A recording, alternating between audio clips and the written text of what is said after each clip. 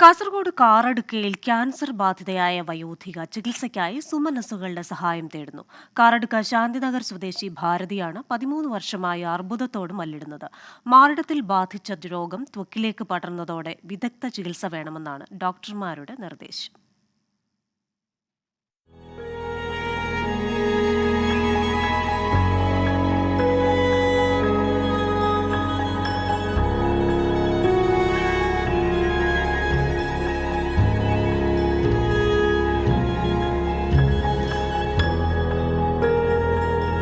13 വർഷം മുൻപ് ഭാരതിക്ക് അർബുദരോഗം കണ്ടെത്തിയതോടെ താളം തെറ്റിയതാണ് ഈ കുടുംബം.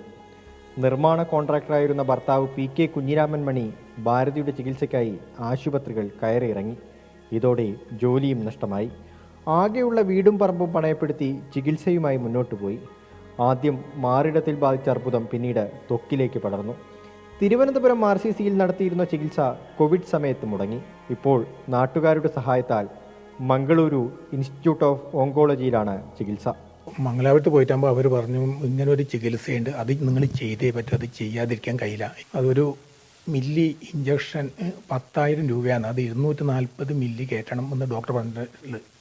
വേദന എന്ന് പറഞ്ഞാൽ ഭയങ്കര വേദനയാണ്. ഉറങ്ങാനേ പറ്റാതെ ഉണ്ടായിരുന്നു. കുറേ ഒരു മാസത്തിലും ഞങ്ങൾ രണ്ടുപേരും ഉറക്കൊഴിഞ്ഞിട്ടിരുന്നത് നേരം വെളുക്കുന്നവരെ. ഇപ്പോൾ ഇഞ്ചക്ഷൻ തുടങ്ങിയ പിന്നെ ലേശം വേദന കുറഞ്ഞിട്ടുണ്ട്.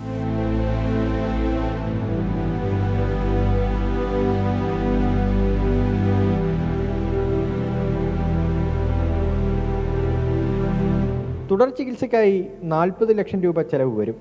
നാട്ടുകാരുടെ സഹായത്തോടെ ഭാരതി ചികിത്സാ സഹായ കമ്മിറ്റി രൂപീകരിച്ച് 5 ലക്ഷം രൂപ കണ്ടെത്തിയിട്ടുണ്ട്. ഇനിയുള്ള 35 ലക്ഷം രൂപ കണ്ടെത്താൻ സുമനസ്സുകളുടെ സഹായം അഭ്യർത്ഥിക്കുകയാണ് ഈ കുടുംബം. 24 കാസർഗോഡ്.